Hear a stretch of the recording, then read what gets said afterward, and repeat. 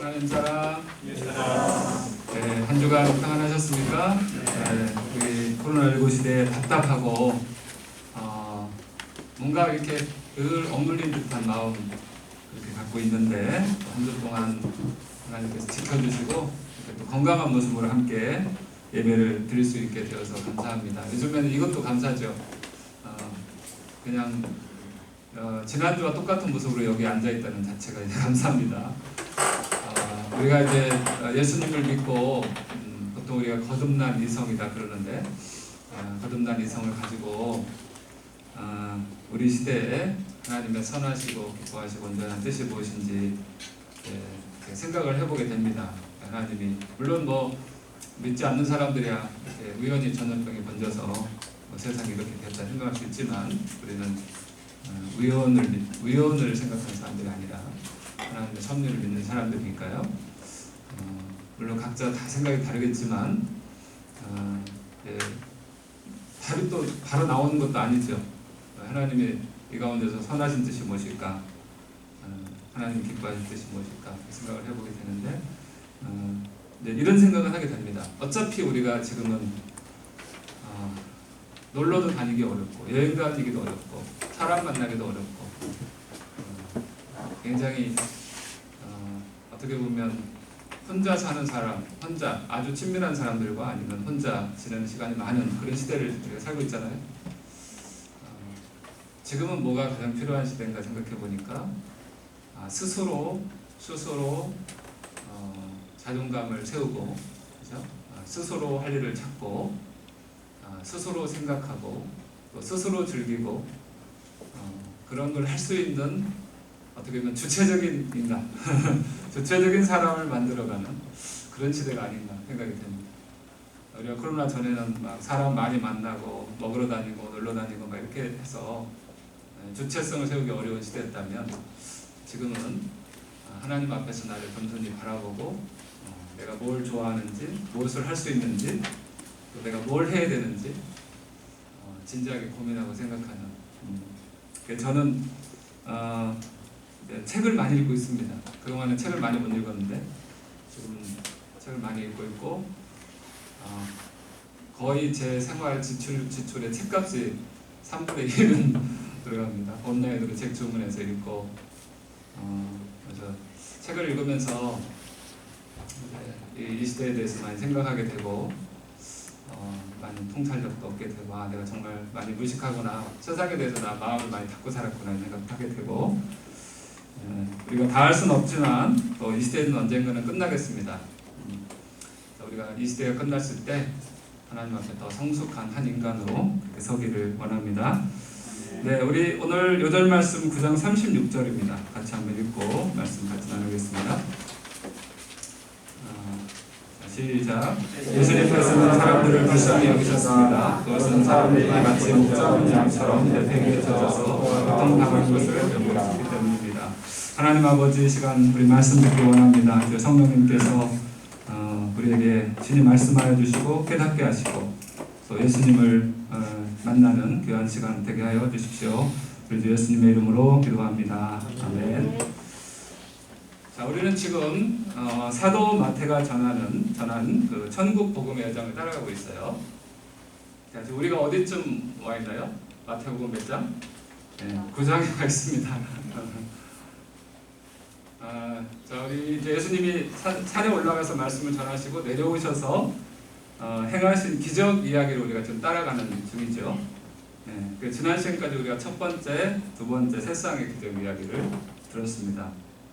우리 잠깐만 돌아보면 첫 번째 그 세 쌍의 기적 이야기를 통해서 예수님이 어떤 분으로 드러났습니까? 예수님이 이사야 선지자가 예언한 것을 성취하시는, 그죠? 우리 연약한 것을 짊어지고 우리의 질병을 떠맡으시는 분이시다. 네, 그렇게 드러났죠. 그 두 번의 세 쌍의 기적 이야기는 어때요? 예수님은 하나님의 아들이신데 자비를 행하시는, 하나님의 자비를 행하시는 분이시다. 그렇게 드러났습니다. 자, 오늘은 세 번째 또 마지막 세 쌍의 기적 이야기입니다. 이 이야기는 우리에게 어떤 예수님을 보여줄까요? 자, 결론부터 말하면 우리가 요절을 읽은 대로 이 기적들은 예수님께서 사람들을 불쌍히 여기시는 목자이심을 드러내 보입니다. 자, 그러므로 우리가 생각해 보면 첫 번째, 두 번째, 세 번째 세상의 기적 이야기를 통해서 사도 마태가 보여주시는 예수님은 동일합니다. 어떻게 보면 삼중으로 예수님을 보여주고 있습니다. 예수님 우리 연약함을 짊어지고 질병을 떠맡으신 분이시다. 예수님은 하나님의 아들이시지만 죄인들에게 자비를 베푸는 분이시다. 예수님은 목자 없는 양처럼 고통하는 사람들을 불쌍히 여기시는 목자시다. 자, 예수님께서 행하시는 모든 기적들의 동기는 예수님의 불쌍히 여기시는 마음인 것을 우리가 알 수 있습니다. 자, 불쌍히 여기는 마음은 하나님의 마음입니다. 이 마음을 가장 잘 표현해주는 히브리어 단어가 헤세드라고 지난 시간에 말씀드렸습니다. 성경학자 로빈스는 헤세드를 이렇게 정의했습니다. 긍휼은 다른 사람들과 공감하면서 바라보는 것이다. 그들과 더불어 느끼며 그들의 피부 속으로 들어가서 그들의 입장과 관점에서 인생을 바라볼 수 있는 힘이다. 이것을 우리는 동일시라고도 하고 한자어로는 역지사지 이렇게도 표현하고 영어로는 compassion이라고 합니다. 아이가 아플 때 어머니는 아이와 같은 마음을 가지고 함께 고통을 느낍니다. 아픈 아이 곁을 지키며 함께 잠을 못 이루며 밤을 지새우죠. 이처럼 예수님은 사람의 몸을 입고 오신 하나님으로서 자신을 우리와 동일시하셨습니다. 죄와 질병과 악한 영의 세력 앞에서 연약하여 무너질 수밖에 없는 우리 인생을 이해하시고 그 고통을 함께 느끼십니다. 그래서 고통받는 사람들을 불쌍히 여기십니다. 그들의 목자가 되시고 그들을 돌보아 주십니다. 죄를 용서하시고 또 질병에서 낫게 하시고 또 악한 영을 쫓아내십니다. 사람은 누구나 인생을 살면서 아무도 이해할 수 없는 일들을 당하곤 합니다. 오늘 본문에는 그런 일을 당한 네 사람이 등장합니다. 첫 번째 사람은 회당장입니다. 회당장은 회당을 관리하는 사람이죠. 회당장은 회당 예배를 주관합니다. 매 안식일마다 율법서와 선지서를 읽고 설교할 사람을 지정하는 일을 했습니다. 우리는 이제 설교자가 대체로 저로 고정되어 있는데 회당에서는 회당장이 이번 주에는 A 라비님께서 좀 해주십시오. 다음 주는 또 B 라비님께서 이런 식으로 이제 했다는 거죠. 또 외부에서 누가 이렇게 손에 납비가 오면 그분에게 설교를 부탁하기도 해요. 굉장히 좀 자유롭게 이렇게 했던 것 같습니다. 그래서 회당 중심으로 공동체를 이뤘던 유대 사회에서 회당장은 아주 존경받는 인물이었습니다. 그런데 그에게 전혀 예상치 않는 일이 일어났습니다. 어린 딸이 죽었습니다. 그 딸은 12살, 즉 성인식을 치를 나이도 되지 않은 어린 딸이었습니다. 자신의 눈앞에서 어린 딸이 죽어가는 모습을 지켜보는 아버지의 마음이 어떠했겠습니까? 그 누구도 이 아버지의 마음을 이해할 수 없었을 것입니다. 그 찢어지는 마음을 헤아릴 수 없었을 것입니다. 그 절망감을 그 누구도 함께 할 수 없었을 것입니다. 회당장은 그 누구도 헤아릴 수 없는 마음을 안고 예수님께로 갑니다. 그리고 그분 앞에 절하며 말했습니다. 제 딸이 조금 전에 죽었습니다. 오셔서 손을 얹어주십시오. 그러면 다시 살아날 것입니다. 예수님께서 일어나 따라가셨습니다. 예수님께서 따라가셨다는 것은 회당장의 요청을 그대로 들어주시겠다는 의미입니다. 예수님은 죽은 딸을 집에 두고 자신에게 달려온 그 회당장의 마음을 잘 아셨습니다. 그래서 그 요청 그대로 해주시고자 하셨습니다. 회당장의 딸은 어떻게 되었습니까? 예수님께서 소녀의 손을 잡으시자 마치 잠에서 깨어나는 것처럼 그의 딸이 일어났습니다. 죽음의 포로가 된 회당장의 딸을 예수님은 그에게 되찾아 주셨습니다. 그 누구도 위로할 수 없던 회당장에게 예수님은 참 위로를 주셨습니다. 두 번째 사람은 12년 동안 혈루증을 앓아온 여자입니다. 그녀는 회당장을 따라오고 계시던 예수님의 뒤로 와서 옷깃을 만졌습니다. 그녀가 속으로 예수님의 옷에 옷을 만지기만 해도 내가 나을 거야 라는 생각을 했기 때문입니다. 혈루증은 자궁출혈병으로 오늘날 의사들은 이 병을 자궁근종이나 또 다낭성 난소 증후군으로 추측합니다. 계속되는 출혈로 이 여인은 육체적으로 너무나 힘든 상태였을 것입니다. 더구나 물이 귀한 중동 지역에서 제대로 씻기도 힘들었을 것입니다. 그녀가 감내에 했던 신체적 어려움은 상상하기 힘들 정도입니다. 하지만 그녀를 더욱 힘들게 했던 것은 종교적으로 부정하게 여겨져서 사실상 세상과 격리되어 살아야 하는 정신적인 고통이었습니다. 혈루증을 앓는 여인들은 그가 만지는 것은 물론이거니와 그가 앉았던 자리를 누가 손을 대기만 해도 그 사람 부정해졌습니다. 부재 중에 다른 사람이 그것을 만지게 되면 그 사람은 옷을 빨고 몸을 씻고 하루 종일 저녁까지 부정해졌습니다. 부정해졌다는 것은 어떤 종교적인 행위도 할 수 없다는 것이죠. 그러니 혈루증 앓는 여인은 다른 사람들로부터 철저히 격리되어 살아야 했습니다. 그녀는 그렇게 12년 동안 격리 생활을 보내고 있었습니다. 이 병이 언제 나올지 모르니 격리가 언제 끝날지 가늠할 수도 없었습니다. 그녀의 외로움과 절망이 어떠했겠습니까? 우리 이제 코로나 전에는 격리라는 말 별로 사용하지도 않았고 그게 뭔지도 전혀 생각지도 않았는데 이제는 격리가 접촉자가 갔던 곳을 가기만 해도 2주간 격리를 해야 되고 아무도 만나면 안 되고 생각만 해도 막 끔찍하죠. 근데 이 여인은 12년을 그렇게 살았는데 앞으로 이게 언제 끝날지 알 수 없는 기약 없는 그런 인생을 살아야 했습니다. 그렇게 부정하게 여겨지는 여자가 사람들 속으로 들어간 것도 모자라서 예수님의 옷자락을 만지는 것은 정말로 목숨을 내놓는 행동이었습니다. 혈루증이 앓는 것이 밝혀졌다면 그녀는 돌에 맞아 죽었을지도 모를 일입니다. 그러나 그녀는 예수님의 옷을 만지기만 해도 내가 나을 거야 하는 믿음을 가지고 그 확신 하나로 그 위험한 일을 감행했습니다. 예수님은 그 여자를 어떻게 받아주셨습니까? 22절에서 예수님께서 뒤로 돌아서서 그 여자를 보고 말씀하셨습니다. 안심하여라, 딸아, 내 믿음이 너를 구원하였다. 예수님께서 말씀하시니 즉시 그 여자의 병이 나았습니다. 안심하여라, 딸아 라는 말씀 속에 예수님의 마음이 담겨 있습니다. 그녀의 불안, 두려움, 슬픔, 아픔, 고통을 이해하시고 품어주시는 말씀입니다. 12년 동안 부정한 여인으로 낙에 찍혀 살았던 그녀의 마음을 치유해 주시는 말씀입니다. 자책감, 죄의식, 사람들의 정죄와 비난으로부터 자유케 해주시는 말씀입니다. 더 나아가 예수님은 그녀의 속 생각이 그녀를 구원한 믿음이라고 인정해 주셨습니다. 그녀의 속 생각이 뭐였습니까? 예수님의 옷을 예수님의 옷을 만지기만 해도 내가 나을 거야 라는 것이었죠. 어떻게 보면 이 생각은 그녀의 주관적인 생각입니다. 예수님의 동의도 구하지 않은 그냥 자기만의 생각입니다. 줄 사람은 생각도 않는데 김치국부터 마시는 것처럼 보이는 생각입니다. 그녀의 일방적인 생각이죠. 그런데 예수님은 그녀의 이런 생각을 그녀를 구원한 믿음이라고 이렇게 인정해 주십니다. 그녀의 생각을 지지해 주시고 인정해 주시고 그 생각대로 능력을 베풀어 주셨습니다. 누가 그렇게 할 수 있겠습니까? 아버지는 그렇게 할 수 있습니다. 아버지는 딸에게 그렇게 할 수 있습니다.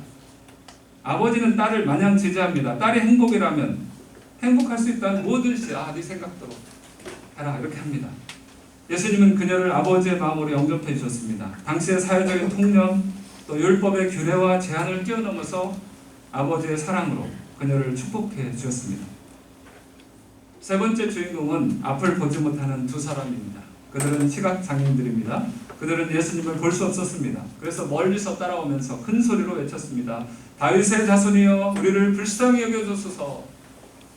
예수님께서 그들에게 물으셨습니다. 내가 너희를 보게 할 수 있다고 믿느냐? 그들은 지체 없이 대답합니다. 그렇습니다 주님. 예수님께서 그들의 눈을 만지시며 말씀하셨습니다. 너희의 믿음대로 너에게 이루어져라. 그들은 특이하게도 예수님을 다윗의 자손이라고 불렀습니다. 다윗의 자손이란 메시아 그리스도의 별칭입니다. 일찍이 이사야 선지자는 다윗의 자손이 오셔서 하실 일을 이렇게 예언했습니다. 주의 성령이 내게 임하셨으니 이는 가난한 자에게 복음을 전하게 하시려고 내게 기름을 부으시고 나를 보내사 포로된 자에게 자유를 눈먼 자에게 다시 보게 함을 전파하며 눌린 자를 자유롭게 하고 주의 은혜의 해를 전파하게 하려 하십니다. 그들은 다윗의 자손이 오셔서 눈먼 자에게 다시 보게 함을 전파하실 것을 믿었습니다. 그들은 비록 눈을 감고 있었지만 예수님께서 다윗의 자손임을 알았습니다. 그들은 성경을 잘 알았고 예수님을 잘 알았습니다. 이뿐만 아니라 자신을 잘 알았습니다. 자신들이 불쌍하다는 것을 알았습니다. 그래서 예수님께 자신들을 불쌍히 여겨주시도록 요청했습니다. 우리는 언뜻 시간적이니까 불쌍하지 앞을 못 보고 사니까 불쌍한 사람들이라고 생각할 수 있습니다. 그러나 당시 유대사에서 질병과 장애는 죄의 결과물 혹은 부정한 것으로 취급되었습니다. 요한복음 9장의 제자들이 예수님께 묻지 않습니까? 선생님, 이 사람이 이렇게 안 못 보는 사람으로 태어난 것이 누구의 죄 때문입니까? 자기의 죄 때문입니까? 아니면 그 부모의 죄 때문입니까? 예수님의 제자들이 이렇게 생각할 정도면 다른 사람들은 어떻게 생각했을까요? 자, 누가 병에 걸리고 싶어서 걸리나요? 누가 장애인이 되고 싶겠습니까? 그냥 살다 보면 병에 걸릴 수도 있고 또 장애인이 될 수도 있습니다. 그런데 일단 병에 걸리거나 장애자가 되면 사회적 인식이 달라집니다. 사회적 인식이 그러니까 본인의 생각도 그렇게 변할 수밖에 없습니다. 내가 죄를 많이 지어서 혹은 우리 부모가 죄를 많이 지어서 내가 이런 형벌을 받고 있는 것이 아닌가. 그러니 하나님도 나를 미워하실 거다. 내가 죄의 대가를 받고 있구나. 또 다른 사람도 그렇게 봅니다. 저 사람은 죄의 대가를 받고 있는 사람이야.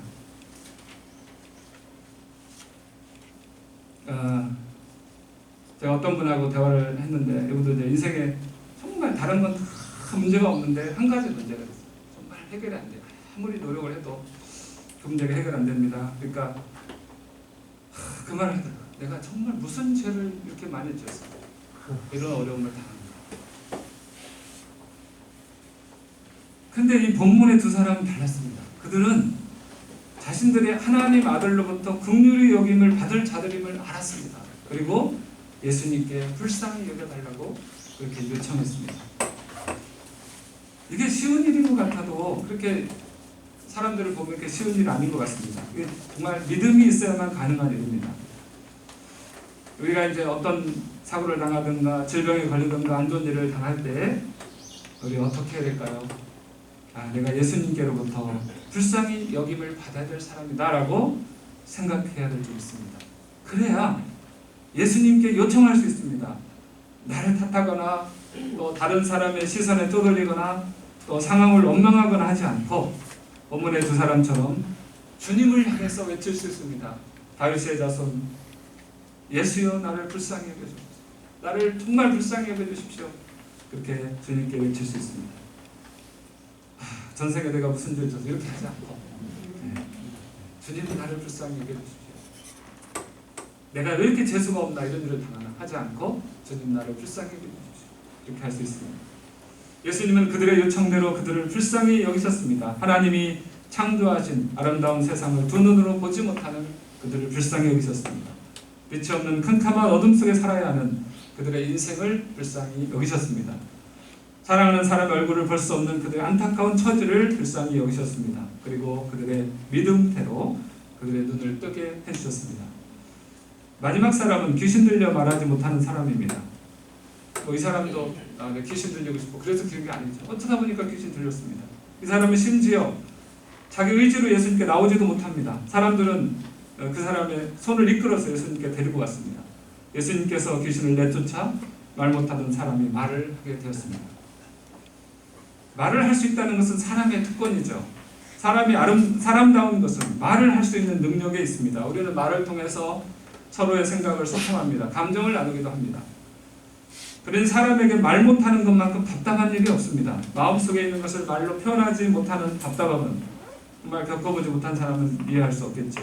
귀신은 그의 귀를 막고 혀를 붙잡았습니다. 그가 분명 사람인데 사람처럼 살 수 없게 만들어버렸습니다.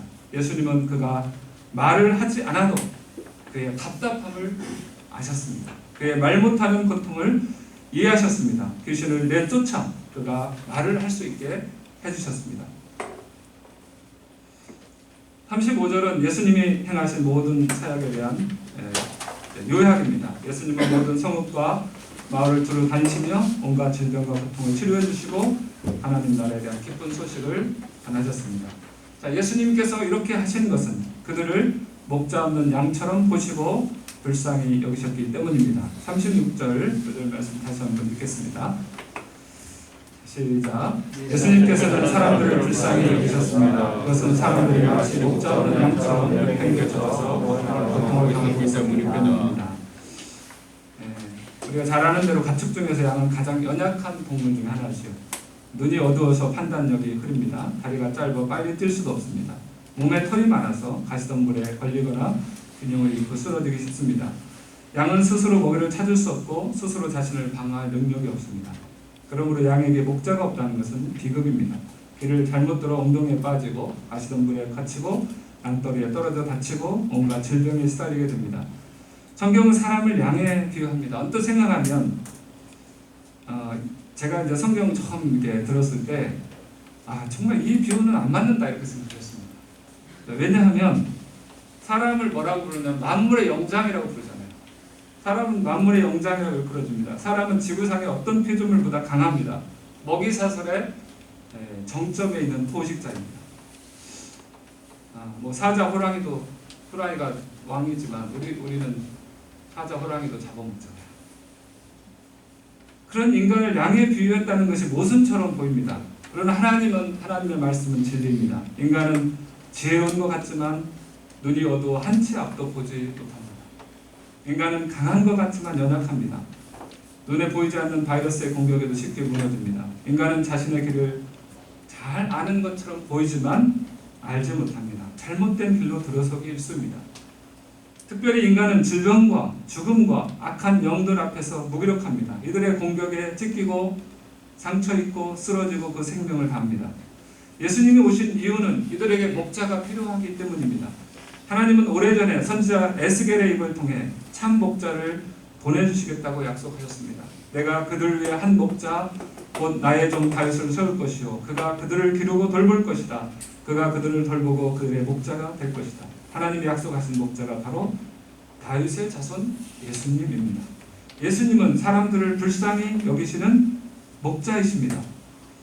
우리는 인생을 살면서 예상치 못한 많은 어려움을 겪습니다. 그 누구도 나의 고통을 대신해 줄 수 없습니다. 이해할 수도 없습니다. 우리의 깊은 마음을 함께 들 수도 없습니다. 사람의 위로는 진정한 위로가 되지 못합니다. 우리의 목자이신 예수님만이 우리를 불쌍히 여겨주십니다.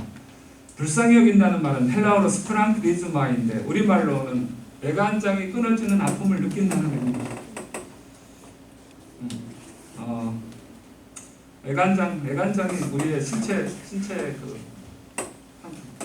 부분이죠, 그죠? 네. 애간은 잘 모르겠고 장은 잘 압니다. 장이 끊어지면 얼마나 아플까요? 그러니까 내 속에서 정말 깊은 곳에서 그 고통을 느끼는 거죠. 예수님 우리가 느끼는 고통을 우리와 함께 느낄 수 있는 분이십니다. 우리의 아픔을 함께 하실 수 있는 분이십니다. 나의 처지를 누구보다 잘 이해하실 수 있는 분이십니다. 그러므로 우리는 어려운 일을 당할 때 예수님께 나가 구할 수 있습니다. 나를 불쌍히 여겨 주십시오. 그러면 본문의 네 사람에게 하신 것처럼 예수님은 우리도 불쌍히 여기실 것입니다. 우리에게는 우리를 불쌍히 여기시는 목자가 있습니다. 이 예수님을 믿고 따르는 제자들은 예수님께 불쌍히 여김을 받은 사람인 동시에 예수님의 불쌍히 여기는 마음을 함께 가진 사람입니다. 예수님은 그 시대의 영적 지도자였던 바리새인들이 그런 마음을 갖기를 원했습니다. 그러나 그들은 예수님의 사역을 귀신의 우두머리를 힘입어 일하는 것으로 폄함으로써 의도적으로 이것을 거부했습니다. 그들은 자신이 불쌍히 여김 받기를 원치도 않았고 또 불쌍히 여기시는 예수님의 사역에 참여하려고 하지도 않았습니다. 오히려 예수님의 사역을 귀신의 사역이다 그렇게 폄하했습니다. 그래서 예수님은 제자들에게 소망을 주시고 말씀하십니다. 추수할 것은 넘쳐나는데 일꾼이 적구나. 그러므로 추수할 밭의 주인에게 간청하여 일꾼들을 추수할 밭으로 보내달라고 하여라. 무슨 말씀입니까? 제자들이 예수님의 불쌍히 여기시는 사역에 동참하기를 바라는 말씀입니다. 예수님을 믿는 사람은 예수님께 불쌍히 여김을 받은 사람입니다. 또한 예수님의 불쌍히 여기는 마음을 덧입은 사람입니다. 이 사람들만이 예수님의 불쌍히 여기는 사역에 동참할 수 있습니다. 우리는 바리새파 사람들처럼 되지 않기를 원합니다. 나를 불쌍히 여기시는 예수님께 불쌍히 여김받는 사람들이 되기를 원합니다. 예수님의 불쌍히 여기시는 마음을 덧입고 다른 사람을 불쌍히 여길 줄 아는 사람들이 되기를 원합니다. 헨리 나우겐이라는 사람은 우리가 예수님을 알아갈수록 예수님을 더 깊이 믿을수록 우리는 사람에게 가까워진다, 그런 말을 했습니다.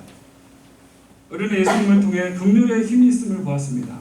예수님의 긍휼로 문둥병자가 깨끗게 되고 중풍병자가 일어나고 세리레이가 성마태가 되었습니다. 예수님의 긍휼로 죄와 질병과 간영에 사로잡혔던 사람들이 노임을 받았습니다. 그들에게 천국이 임했습니다.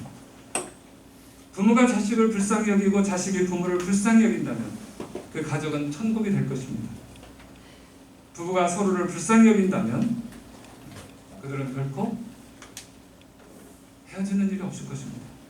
동역자들 간에 서로가 서로를 불쌍히 여긴다면 그 교회는 천국이 될 것입니다. 사람들이 서로를 불쌍히 여길 수 있다면 세상이 많이 달라질 것입니다. 예수님은 그 일을 위해 오셨고 그 일에 우리를 부르십니다. 예수님께 불쌍히 여김 받은 사람이 되었으니 우리 또한 다른 사람들을 불쌍히 여길 줄 아는 사람들이 되어야 하겠습니다. 주님은 사람을 불쌍히 여기는 사역에 우리를 부르십니다.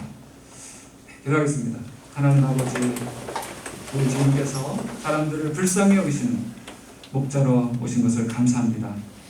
예수님은 불쌍히 여기심으로 병든 자를 치유하시고 또 죽은 자를 살리시고 또 눈먼 자를 눈뜨게 하시고 또 벙어리를 말하게 하시는 그런 놀라운 기적들이 나타났습니다. 이 불쌍히 여기는 사역에 주님께서 제자들을 부르셨습니다. 우리들을 부르셨습니다. 우리 주님의 불쌍히 여김을 받고 또 다른 사람들을 불쌍히 여길 줄 아는 예수님의 제자들로 우리가 살아가게 하여 주옵소서. 우리의 하나님의 마음, 하나님의 햇새들을 보여주셔서 우리가 늘 주님께 불쌍히 여김을 받고 그런 사람들을 불쌍히 여기는, 그래서 불쌍히 여기는 능력을 경험하는 우리 모두 되게 하여 주십시오.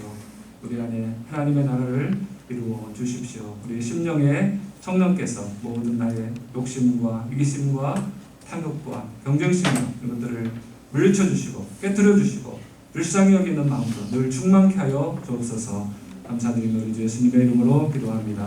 아멘.